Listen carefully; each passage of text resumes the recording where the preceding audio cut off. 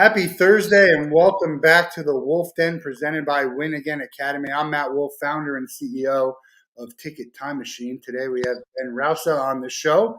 Welcome to the Wolff Den. How's everything going?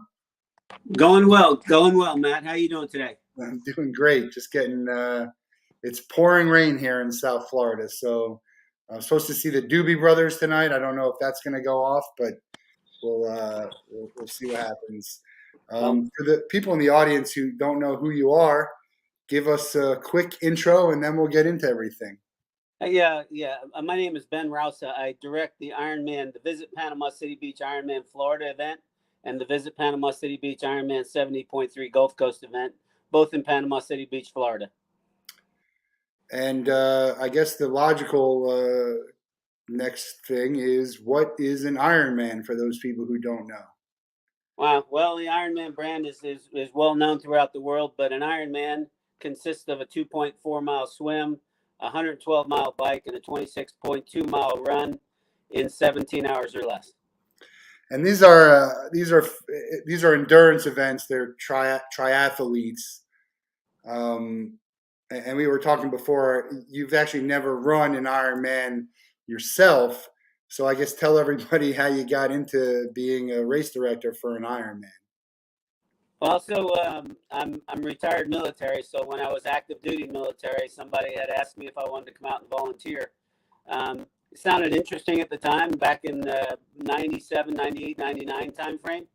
And it sounded interesting. So I went out there and, volunteered for a while, and it ended up, turning out I really liked the camaraderie. It's very familiar with the military as well, where the camaraderie is very strong, and same thing with this industry.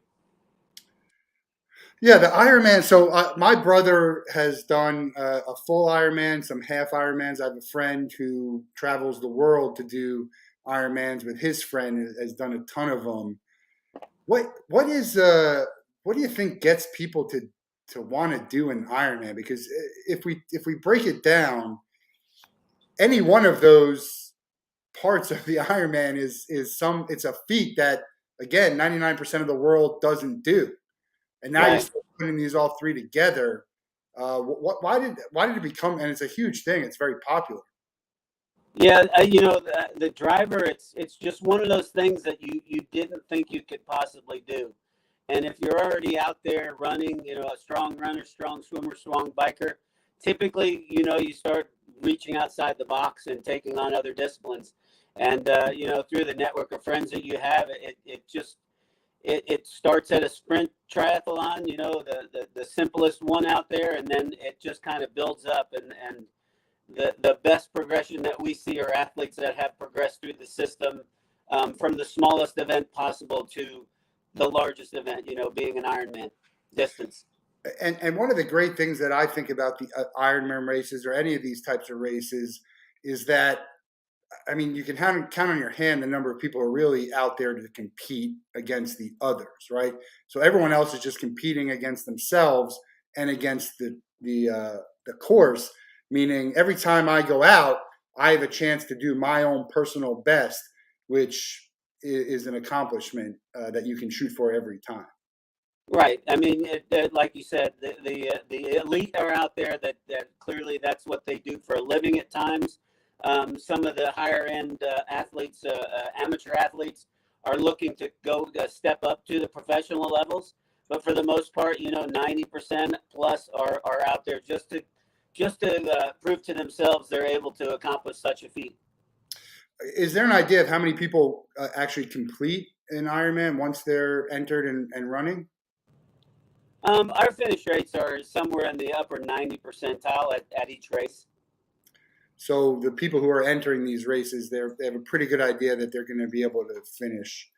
Obviously, there's injuries and other circumstances. Yeah, correct. I mean, the numbers are very good. I mean, you find out real quick, and like I said, progression is probably the biggest thing, going through the sprints and the Olympics and doing the half distance races. It builds up to it. And I mean, it builds confidence along the way.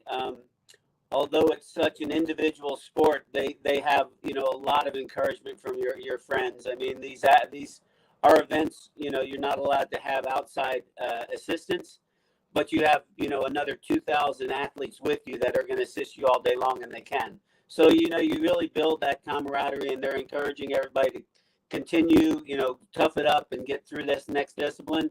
And, it catches on. The people really, as focused as they are individually, they're always willing to help each other out on the courses. And when you see the marathon, which is the finish ending with the run, as any marathon, there's a lot of encouragement from everyone who just wants to see. I mean, I get that when you do a 5K, right? You got people on the sideline just cheering you on. Everyone wants to see you finish. But that's a great point that you talked about with the camaraderie of the people there, because again, you've seen in the Olympics also, it's everyone wanting everyone to succeed and doing whatever they can to help them just get to the next minute, right? Just get to the next minute, the next whatever mark you have that you've set for. And when you're not talking about, hey, I'm going to win this race, and the majority of people don't have this time that they need to hit, it allows for that type of community and help with the other athletes who are trying to accomplish this. It does. We also, as staff and a lot of our staff around the country, around the world, are experienced athletes. I'm kind of unique not being a triathlete, but, we're able to encourage them. We're able to, feel where they've been. And, as we go through our disciplines, we have timelines built in within the race. You have your 17 hours, but you also have disciplines and intermediate cutoffs along the way. And, we encourage those people to get to that cutoff and then move forward. Even if, the swim was so tough and you just barely made it, we try and get them to calm down after they got out of the swim, wait a couple minutes, breathe a little bit, forget about the swim, and focus on the bike. And we can usually encourage them to the next step. And that's, we don't like them to give up at any point in time. We give them every opportunity to succeed. And that's what happens with each athlete, each individual athlete running around each other. They're encouraging each other, the support families, and our staff as well. We just want them. We want them all to succeed. Yeah, it's a physical event that, I always question, like, why would anyone want to put their body through that type of physical abuse? But think about the mental part of this. Again, even if it's anything on their own, but if I'm swimming and I'm struggling in the swim, and I now know I have a 100-mile bike race and a 26-mile run, man, that's it's crazy to think how they fight through that. And just, again, like you said, one more step. Mentally, you have to. There's a mental side to it that's, I would say, as tough as the physical stuff. The mental portion of it is as big as the physical side. That's where you're so disciplined when you're eating properly. Nutrition is paramount in everything you do. Drinking too little, drinking too less. Too much or too little. During the day, you have to know your body and schedule. You really have to be very efficient with yourself. Moving to the disciplines, I've been around the sport for quite a while, since the late 90s, and I've learned that when I talk to athletes, and being a non-triathlete, so it's I have to convince a little bit more, but nothing else matters but the discipline you're in. You're not thinking about biking and running. If you are, you're defeating yourself, So if you get out there to swim, and our Ironman Florida is a 2-loop course. On the swim, you swim one loop, you breathe, and you go back out and you do your second loop. You put it behind you. Now it's history. Look forward to biking and stay in that, in that moment, if you will. It doesn't matter the end. You have to get through the portions and the disciplines, each in on timely manner. Right. You can't finish the bike if you don't finish the swim. Exactly. Yeah. They don't let you just skip on. And yeah. Can everybody run an Ironman? Do you ever deny someone entry to a race?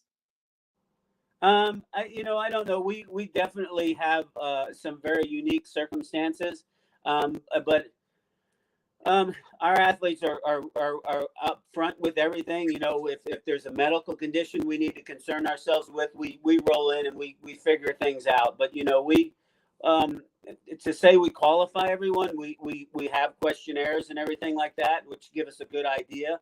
But the athlete knows themselves and knows if they have a particular need, then they address it, and so we can help them succeed.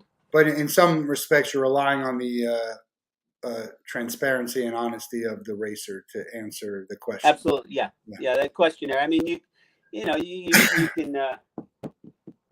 You can once you meet the athletes you can get a good idea, but anything's possible and anyone can do it. I mean, if they set themselves to do it, there's not a, I mean, you guys know there's not a stereotypical triathlete. No, There's it's no way. You look at an athlete and you go, I can't believe it.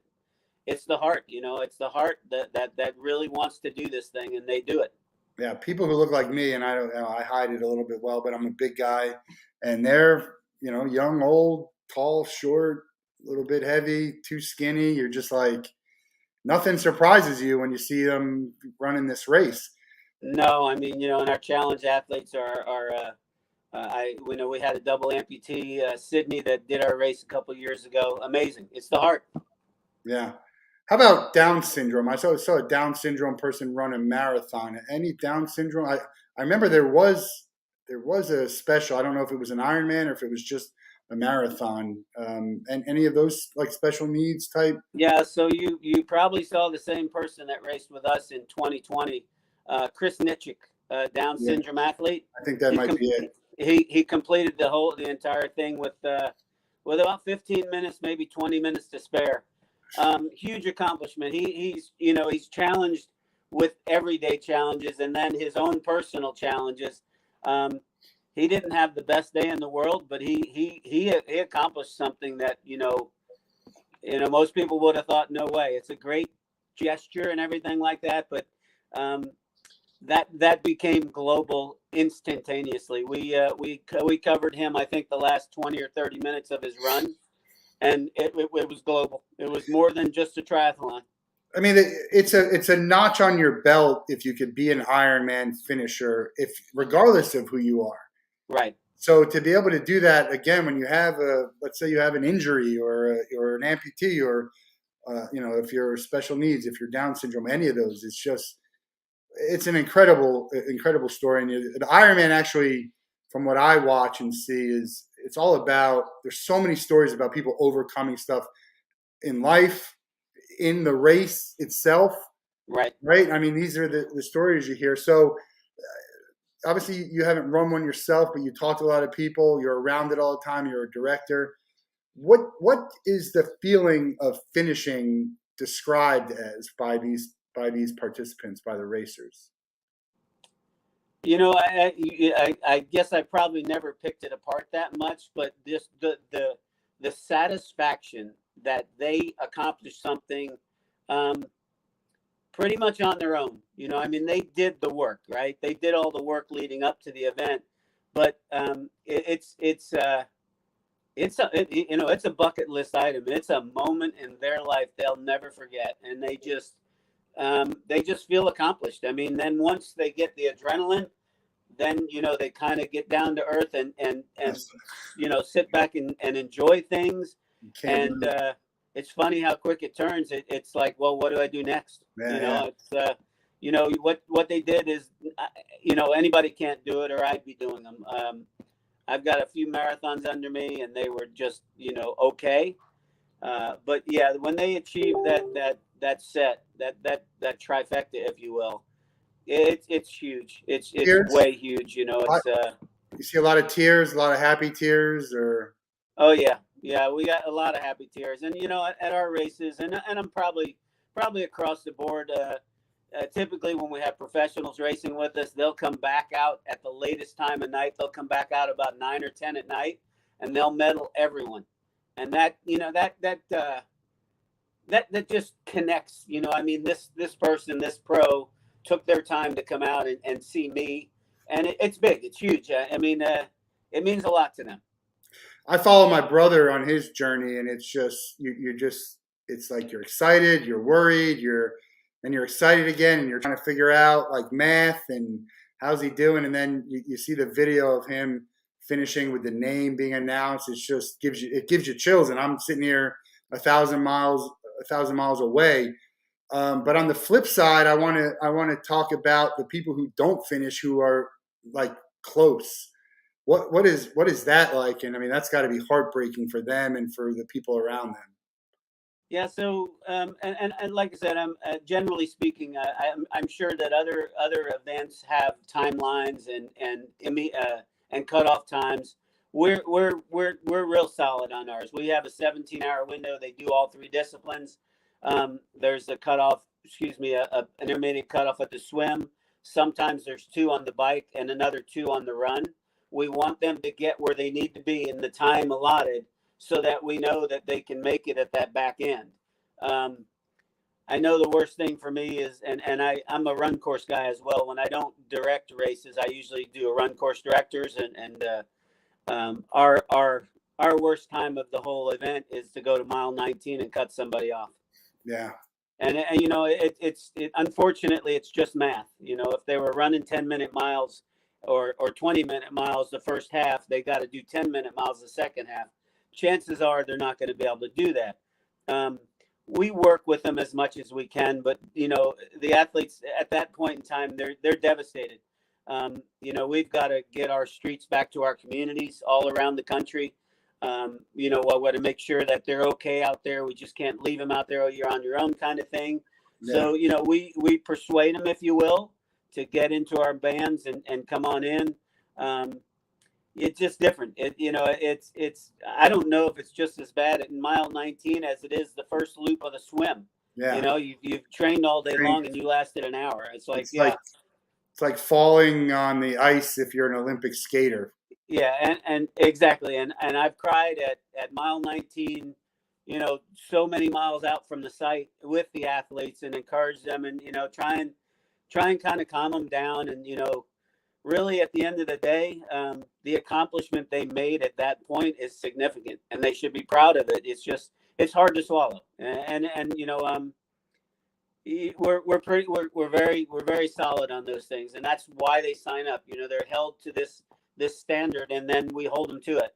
Yeah, it's a race. At the end of the day, it's a race with rules and safety, health. All, you know, you'll understand if you're, you know, not in the moment, but afterwards, you probably understand that. What's and you said 90% or so are finishing, so that's a good number to not have to, a low number to have to deal with anyway. What's the average race size for you? I'm sorry? The average race size. How many participants? Yeah. Probably around 2,000 is probably a good number right now, especially coming back after pandemic years and stuff. And how does that compare to the other races in the country and then around the world? For our events, it falls in line with them. Yeah. Pretty good. Right now, I mean, like I said, I was, our team in Florida, we were one of the lucky ones. We didn't skip 2020. We had two events the same day, simultaneously, during COVID. It was very, it was tuned down a little bit, if you will. We weren't welcoming spectators, everybody within our bubble. We just, you know, we made it work. So we kind of haven't missed a beat the whole time during these these last few years. So we're building back up. I think we just had under 2,000 at the Gulf Coast race in May, which was good. Yeah, it's good numbers. And not all Ironman courses are built equally, right? There's some that are more challenging than others, some that might be more flat than others. On like a scale of 1 to 10, where are you guys? So Florida, they always think it's an easy course and it's going to be extremely hot, and that's not the case at all. We've started in the upper 30s in November in Panama City Beach. We've been accustomed to 70s and 80s during the daytime, usually very nice weather, and then it cools back down in the nighttime hours. As far as easy, people think easy, and they think Florida flat easy. Well, and like I said, I can't go back anymore. That I am not a triathlete. Yeah. And I work a lot of them around the country. But if I'm in the hills of Lake Placid and I'm riding my bicycle up a hill, If I stop pedaling, I go backwards. Pretty simple stuff. Whereas on a flat course, if I'm not focused and my brain isn't operating properly, it is not telling my bike to move and my legs to go on a flat surface, I'm going nowhere. So, I think mentally, I think Florida is very challenging. They assume it's an easy thing, but they get down in their aero bars for hours. So, I don't think any of them are easy. I don't see how anybody can really say that. Now, I But wouldn't say easy, but there's levels. Some are more well, they do. They difficult. actually do. They think Florida is a flat, easy course, Yeah. and we kind of laugh at 161 feet in elevation climb on the bridge is the height of your climb. But there's slow little rollers out there that remind you that it's not as flat as you think, and then we make up for it with the wind. So Yeah. there's no easy one out there. Some people, they pick races for different reasons. Florida's a beautiful place to come to. It's a relatively inexpensive race to attend, and the community is very welcoming. And we're 24 years old this year, so we're very proud of that. My brother did his full was in Lake Placid, the one that you mentioned. I have a Right. friend who said Coeur d'Alene was one of the more popular ones for like a bucket list type. The championships are in Hawaii, correct? Yes, sir. Yeah, and this last year they had a championship in Utah this year. Yeah, and you need to qualify for that, obviously. Absolutely, yeah. You got to qualify in the, I don't know, the top 2 percentile of your age. I'm not sure the formula, but it's tough. My friend, I told you, he races all around the world. He'll go to Ironmans, and I think he did one in Costa Rica or Peru or one in Japan. I don't even remember. Are these are all just destination? These are like bucket list areas, or because you're not getting a whole lot of time to enjoy the food and be able to do much, right? So it's that's it's kind of like the coolest job in the world everybody thinks we have, and we don't get a lot of time to spend time in the beautiful communities we're in. Some of us are luckier than others. I lived in Panama City for 21 years. We don't get to enjoy it, but we do get out there and see the place. And my goodness, if you're going to go to a race at some far off land, you need to build in some extra time and enjoy it, and just reward yourself. Yeah, and the problem is after you're done with the race, you're not itching to go do anything for quite a bit. I've been to Panama City once. It was during spring break when I was in college, and Club La Vila MTV was there, and it was not a great experience. It was not a great experience, but I'd love to get back. Hopefully, my brother will. Maybe he'll. I know he's thinking about doing another one. I don't know if that's this year or not. I guess the another question is in the numbers that maybe you've been able to see. How much? How many people who fail repeat to try again, and how many people who complete keep going? Yeah, that's pretty open question. The feedback I see. I mean, a lot of people are determined to come back and do it again. Then those, I mean, it's just the numbers are all over the place. With somebody, you can tell they've done 10, they've done 15, they're going to continue doing them. It's a lot of fun for them. How they prepare, I don't know, and how they make the time to prepare is very hard for me to put my arms around. But it's all over the place. Most people, if they fail the first time, they're coming back and trying it again. Yeah. They really are, and I've talked to a lot of people, not very happy times, crying with them and just encouraging them that, they already did the distance before they got to us. The training throughout the year, they've already done it. Now it's just, it's just the icing on the cake, if you will. It's the medal, but they'll come back out again and try again. Well, that's an interesting point because, to my knowledge and from what I hear from my friends, you kind of don't do the distance of the race in the training. You kind of build up to it. Not to say that you don't do it, but it's not like you're not doing a marathon to train for a marathon. No. But collectively, you've done the distance. Yeah, that's what I mean. Yes, sir. It's a weird thing to be like, I don't, if you've never done it, I don't know if I literally can run a marathon, or I don't know if I could do 2.5 miles, or I don't know if I could do 110. But it's weird because you feel like you're close, and then you just think, all right, I definitely can do it. I've never done it, but I have a lot of confidence, and really, it's less doubt than the confidence. Obviously, you have a ton of confidence to do any of this stuff. It's How they amazing. put it together, I don't know. I mean, Matt, it's daunting. If I, like I said, leading up to the race, talking to any athletes that want to talk, it's each discipline. Nothing else matters. I get out there and just swim first. Don't worry about anything. Get out of the swim and go to the bike. Put the swim behind you. That's the only way. For personally, I was taught achievable goals, if you will. And if Yeah. I break my goals down, I have a better chance of making it. The people who have run Panama City, do they come back to run Panama City, or if they want to do another one, they find a different location? Yeah, most of them love it. If it's their first Ironman race, they'll come back a lot. I've got two athletes that have done all 24, or this will be the 24th year they've done it. Wow.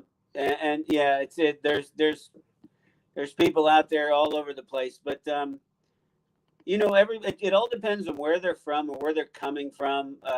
We get the people that are in the close proximity of us, being Alabama, Georgia, Louisiana, and they'll come down and swim in the Gulf for the first time, and that's not our friend. We love for them to be swimming somewhere else. Lake Placid, you're in a controlled lake, and it's a very nice lake. There's no current out there, anything like that I'm aware of.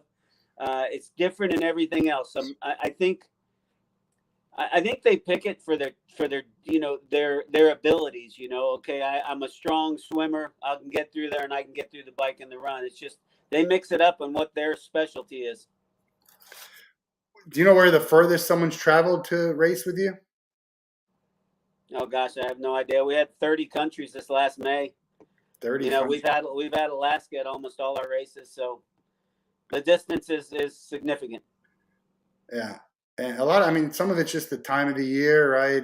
Cost to get to somewhere. There's a lot of factors in what you're looking at the schedule. It's almost, I talked to this with my friend about, he's a big Pearl Jam fan, and we're like, where can we watch Pearl Jam? Like, where can we go? This date doesn't work. These dates work, but man, that's really hard to get from this place to that place to that. Like 3 flights you got to go on, and it's expensive, right. And then it's on a Tuesday, and so it's a lot of maneuvering to try and figure out what might work. And my 2 races, it helps. We're Saturday Mother's Day every year, and been that way for now 40 years. And the Florida race in November is the first Saturday in November. So our dates are locked in for those time periods. Mother's Day is an easy one. I mean, most athletes, they'll somehow, some way work their way into a Mother's Day weekend, and they'll come down and race, and then take their wives or family out the next day and enjoy it and make it a destination. In November in Florida, not the worst place to be. So that's, usually works very well. And our town, we have a lot. There's a lot going on in that town. So I think the week after both of our events, being one in May and one in November, there's a big car cruise in. So if you like cars, you can come down for 2 more days and stay and look at cars. And before the race is big bike weekends. So it's people build up packages. Our time is pretty good. It used to be shoulder season in Florida, and now, it's really 12 months a year, but ours are pretty accommodating. Yeah, I can attest. I live in South Florida. I lived here for almost 30 years, I guess. Almost 30 years. I want to talk a little bit about the charitable component of this, of racing in general, but really endurance races, Ironman. I'm wearing my same here endurance team hat that my brother started. He used to run for Fuck Cancer. 5K is always a charitable thing. How big is charity and teams and philanthropy with the Ironman platform? Well, one of our biggest components is our foundation, Ironman Foundation. It supports us in supporting all our volunteers. So our volunteers apply for grants, and they operate a swim aid station, which I have a water station at my swim course in Florida. Between loops, you get fresh water.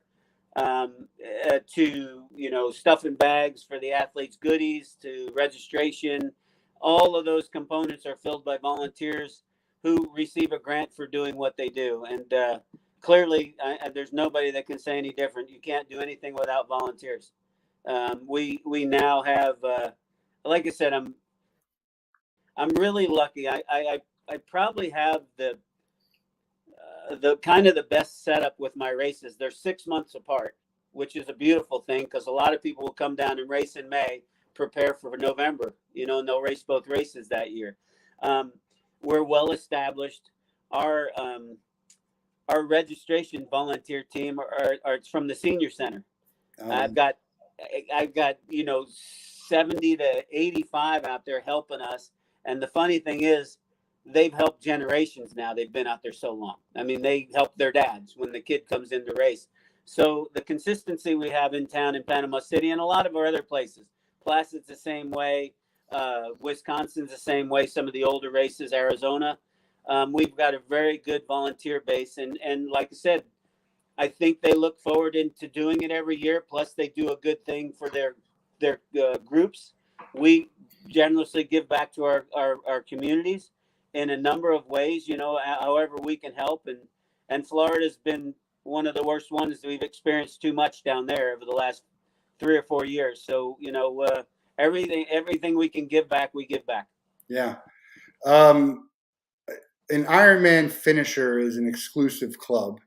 The Pride, as we talked about, Brenton says his tennis coach's arm, he's got a logo tattoo. My brother is thinking about getting the logo tattoo, but they wear the Ironman stuff with pride the way they should. Hats, right? Jackets, bags. Obviously, you get the medal, but those medals usually just hang up on, you have like a... Well, the tattoo is probably the funniest. I mean, that really, to me, and I learned like everyone else. I don't have one, and I'm not getting one. I mean, I actually have a Boston.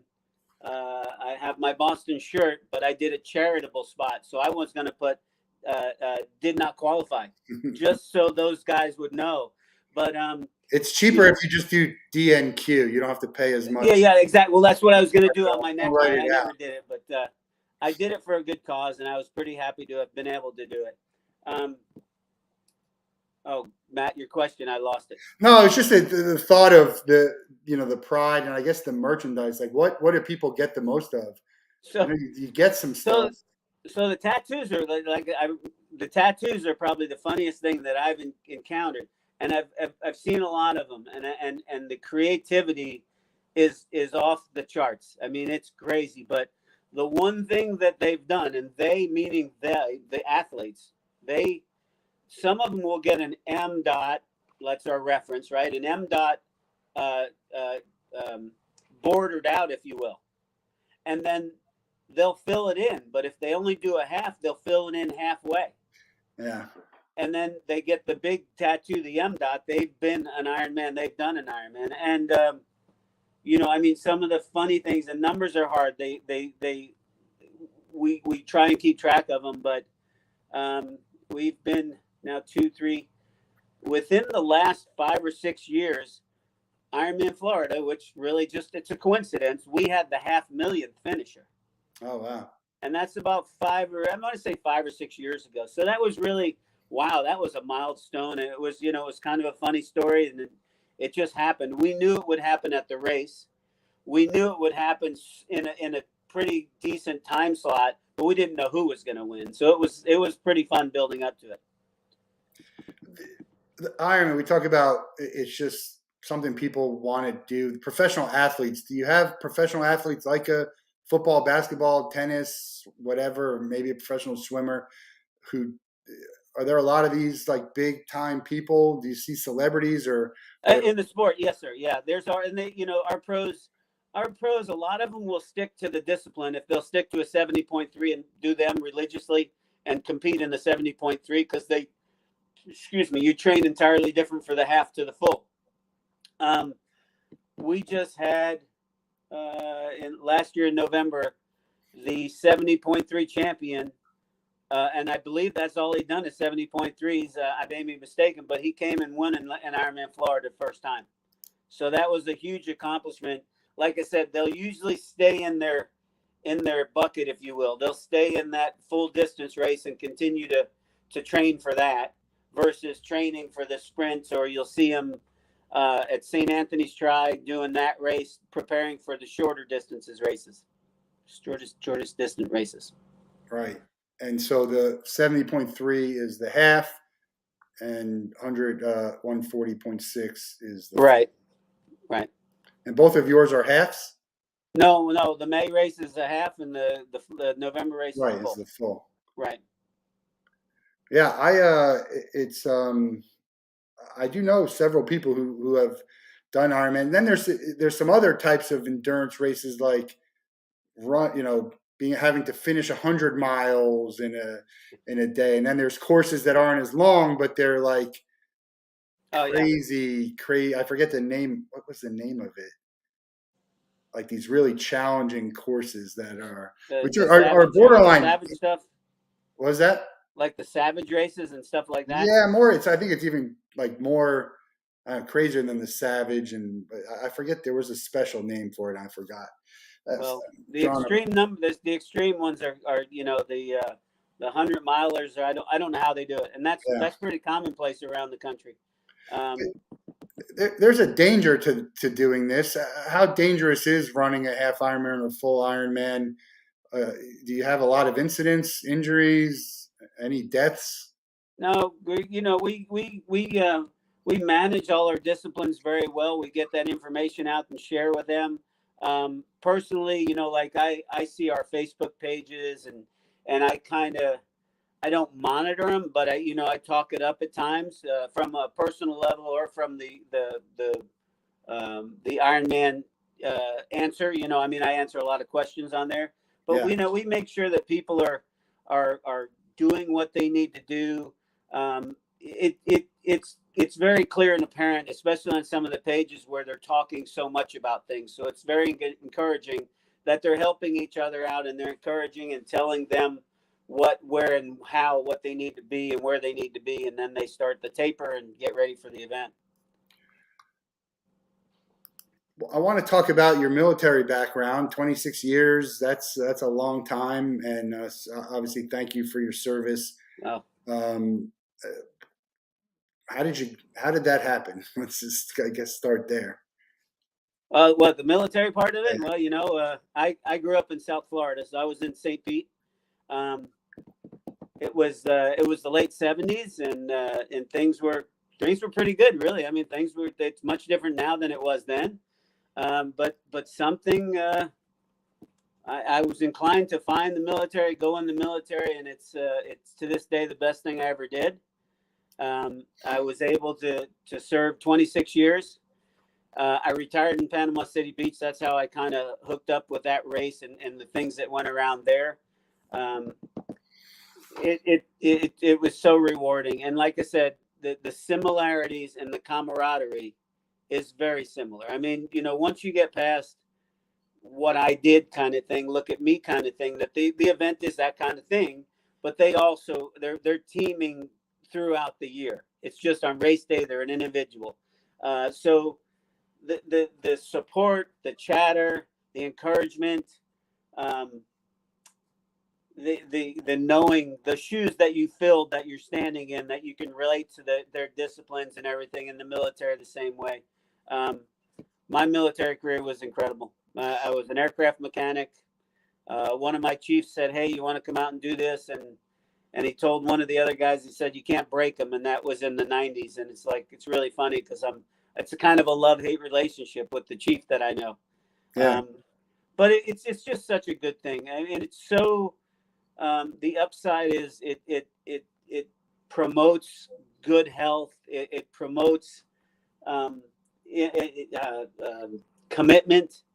There's a lot to it to you don't just go, "Oh, I'll do one." You really do have to think about it. You do have to be encouraged by it. We've had, just the craziest turnarounds. Like you said, Chris Nitchik with Down syndromes. I've had a double amputee do our race, and I've had a double amputee fail our race. And that was an Army veteran. And he's tried several times. I don't think he's done trying. He just gets back up. And like I said, those were both double leg amputees below the knee. And I'm encouraged by them every day.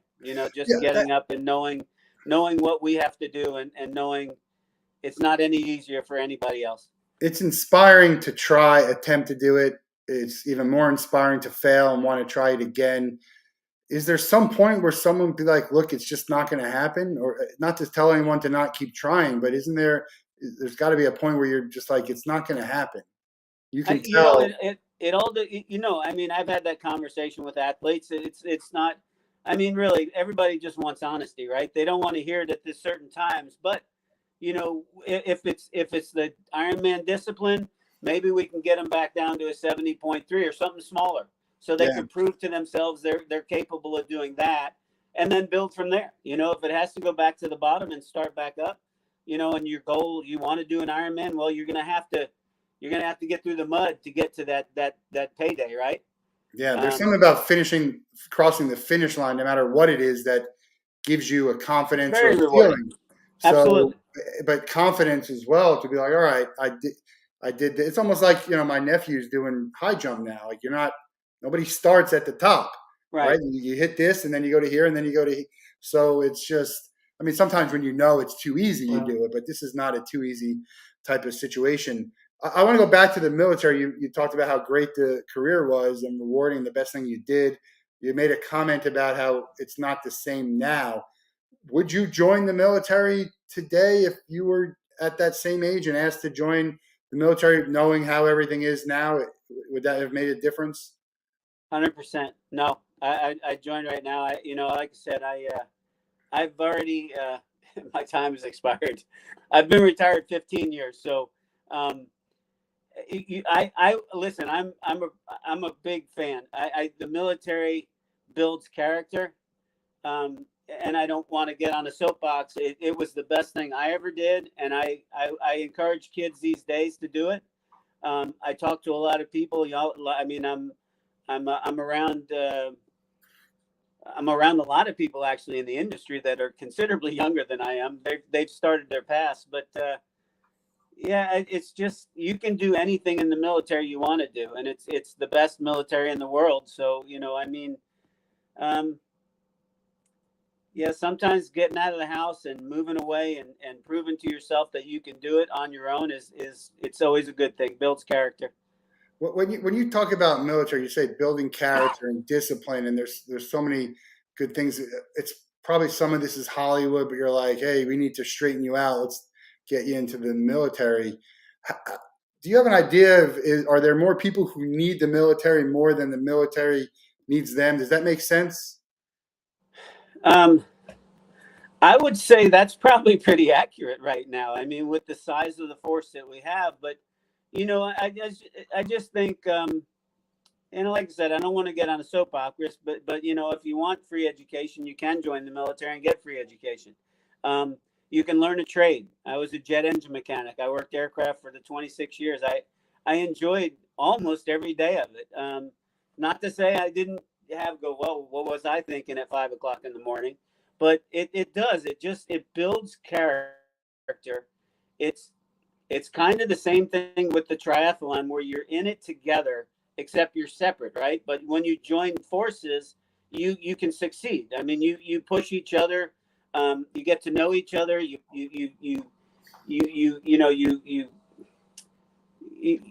complement the successes, and you try to analyze the failures, if you will, and so give an answer that you can encourage progression and keep going forward. My progression in the military is really nothing more than applying that same discipline on the triathlon world. You have to apply that good to each one, and progress through the ranks in the military. Like I said, I've seen some great places. I'm seeing great places now. That's kind of another kind of similarity, if you will. So If and we met through Bill, my brother's friend Bill, who does training and some races with. Bill actually joined my brother and my niece and nephew at the Army Navy game in where it was our first experience, which was a hell of a game, a hell of an experience.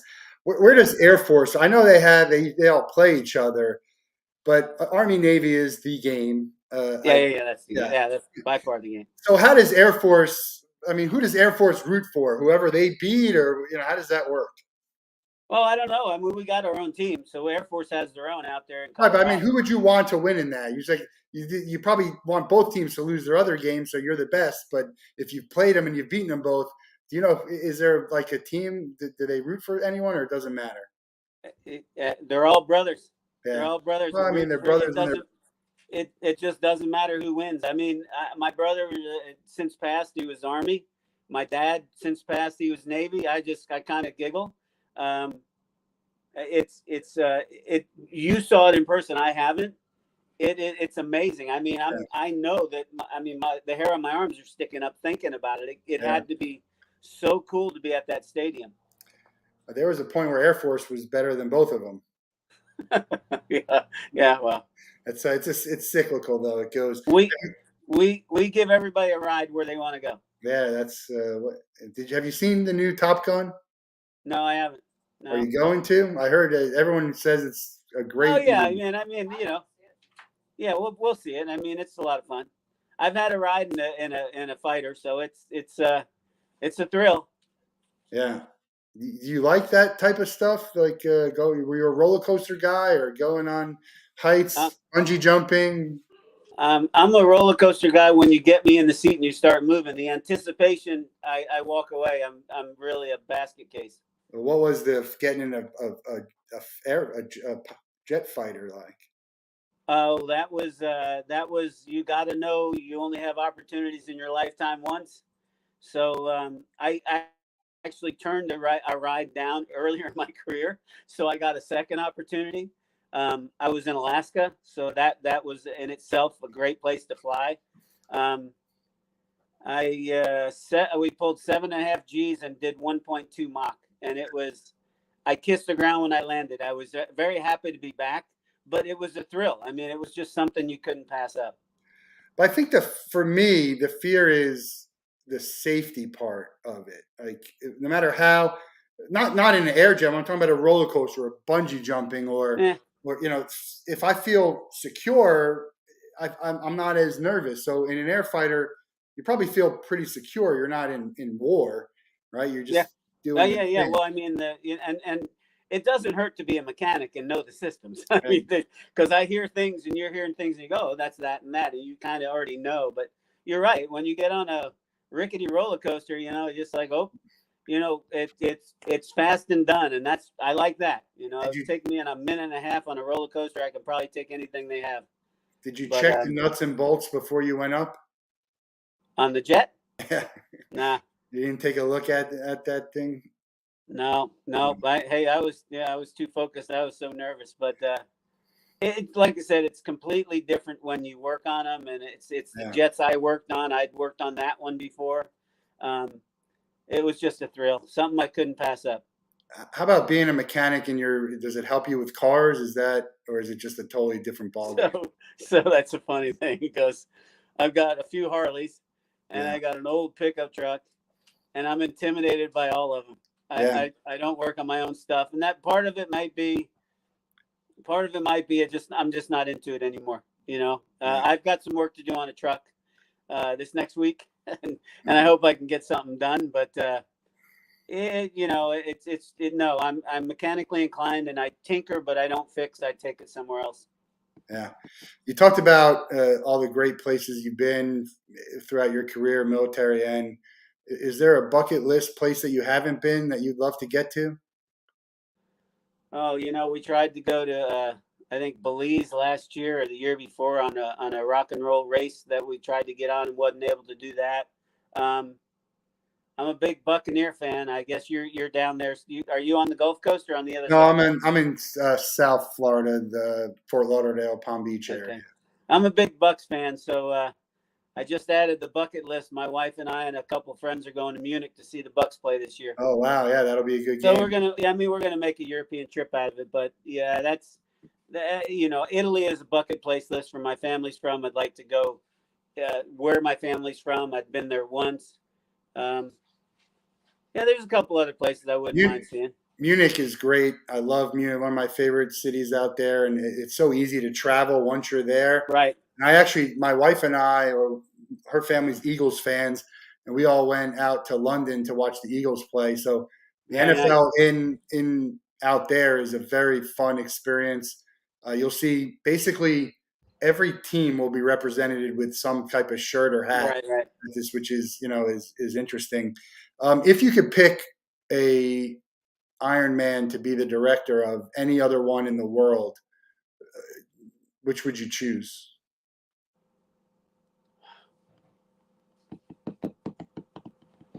Boy, oh boy. What I would consider cool, and I haven't been to an enormous amount of them, but Mont Tremblant, Canada Yeah, is an amazing place to go. We're going there in 3 weeks to work. Um, it's just yeah, it's a homey type of place. It's on the ski. If you've been the ski resort on the hill, the race, the layout is beautiful and a nice lake. Um, Yeah, I still have to choose my own race because I know it so well, and yeah, being involved with it so long, and being able to pick up a phone, and in our industry, it's there's everybody's a critic, and that's fine. We can't get better unless we're criticized, right? But yeah, it's just not as simple as people think it is. Well, why'd you go here and do this, and personally, the things that I do in Florida for the event are just as much for the community as they are for the athlete. We have very big challenges in big cities that, traffic is becoming a bigger issue, and, just getting in and out of crossing a major thoroughfare. So, that kind of stuff I work on all the time and try and improve the course. Um, my race, we have to ride behind a public supermarket. And everybody goes, that's crazy. What's this about? Well, it's about the business getting people into their business. yeah, So if we don't block the entrance, we might be able to help them out, and they help us out, because, if we just shut their business down, it's no good for anyone. They're not going to be happy, and no one, and all their the politicians aren't going to be happy. So, we Ironman and the things that we do, I'm really proud of the decisions we make. They're very sound decisions. They're by very qualified people, and figuring out when and where it fits and where it doesn't fit. And I'm just very proud of what we do as a team. you got 25th anniversary. That's a big deal. Anything special going on for it? It's 24 this year. Right. I mean, next year you got to. Yeah, I mean, we'd love to do some fun stuff. We just changed locations 2 years ago. We're at a place called Pier Park in Panama City Beach. We're going to be there for several years to come. So, that in itself has kind of brought our finish line quality up to the standard that we've led people to expect. Yeah. So that's been real big. We're working on some little things, some big things. I love to always have music if I can get it. Beach and sand castles and stuff. But yeah, we look, excuse me, on our 20th year. It's not all that long ago. It's 3 years ago. We had to move from Panama City Beach to Haines City, Florida, Yeah. and that was our 20th year, and that was no small task, and we managed to do it, and which is like I said, it really takes a village, and we had everybody in and everybody moving in the right direction. We had probably I'll probably lowball it and say 1,500 to 1,800 happy athletes. Of course, we had another 1,200 athletes that weren't happy at all because we had to move it, but we Yeah. tried our best to accommodate the most. And as from all the feedback we got, it was a huge success. The fact that we could do it, people wanted to go to Panama City and do it there and help the environment and help the community. We would have just gotten in their way, and we couldn't as much as we wanted to. And I'm just going back a little bit to the give back. I'm kind of the lucky guy to be in the spot at the right time at the right place, and one of my biggest accomplishments, or my biggest happy feelings, if you will, is after the race in Haines City, I drove a 26-foot box truck up full and went to a school and just give out whatever we could give out. So, we're part of the community. We're part of its recovery. The city's been very good to us, and I have to say we've been very good to the city. I think Yeah. in working with them in a number of projects.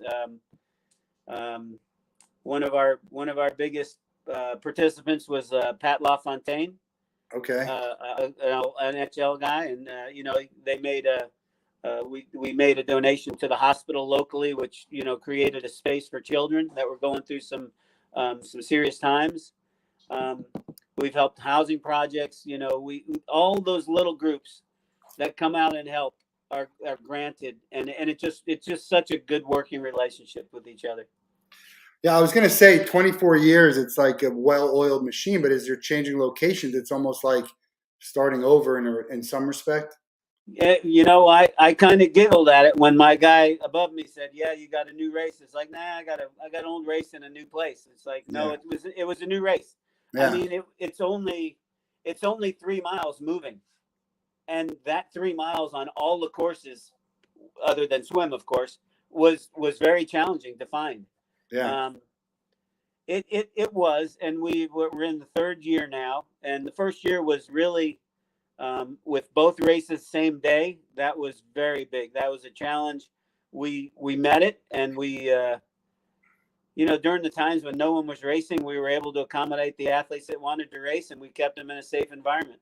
So huge success. How And long before, Chris Nitchik. yeah. How long before a race is it like all hands on deck, crazy days, the hardest work that you do? Obviously, it's a year-round thing to prepare this stuff, but as you get to the event, as you get closer, is it a month out, 2 months out? Is it a week where it No, really so ramps I up? mean, yeah. So I mean, I'm continuing. I work from home, so I'm working on right now. I'm closing down the 70.3 in May, and working towards the full distance in November. Um, I personally will do a site visit in about 2 months. Okay. Go a site visit and just meet some folks, some agencies, and see what we're at and what our challenges are current day. Because forecasts on construction and everything changes daily. So we'll go down there and have a meeting. And like I said, the perfect scenario for me is 6 months apart. So I basically do a 3 month out. Go, hey, how was it? And here we come. And then after November, 3 months later, how was it? Here we come. And it's kind of it keeps it fresh. When race month comes along, I'll go out about 2 weeks before the event, and then I'll have a couple other guys come in probably 10 to 12 days before, and then the team will hit about race week, and we'll get it up and back down. Cool. Yeah, it's man, you don't think about all this stuff that goes behind the scenes with events. I have my friends and I got a political statement here by our friend Brent, which construction forecasts are sky high. Um,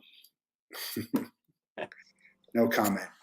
Um, I have an event I do every year with like 8 of us, and the amount of work it takes to get logistics and all that is incredible. So to think you got 2,000 athletes and volunteers and the people around and spectators, it's no small task that you guys do, and to do two of them is even better. Uh, more challenging, more rewarding. We have one last question that we let all of our guests out of the Wolff Den with. You can spend a day with anyone in the world. They have to be alive, and you can't be related to them. Who would you choose, and what would you guys do? Wow, that's something I haven't given a lot of thought to. I really haven't. Just whatever comes to mind. Brent wants fishing with George W. Bush, but he has to come on the show to actually make it count.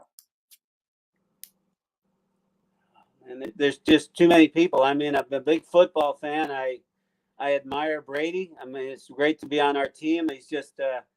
He's far more of a leader and a character than he is a football player. Have you seen the special that he did in his I house? haven't seen any of it. No. It's pretty Um, good. What would you do with Brady? probably just hang out. I mean, Gronkowski's hysterical. I mean, that guy, yeah. But there are some people. Um, wow, and like you said living, so that's all I'm Yeah. stuck to. But there's just so many people that have inspired me and encouraged me to do better for myself. A lot in the military, a lot of people, Ironman, a lot of Ironman folks.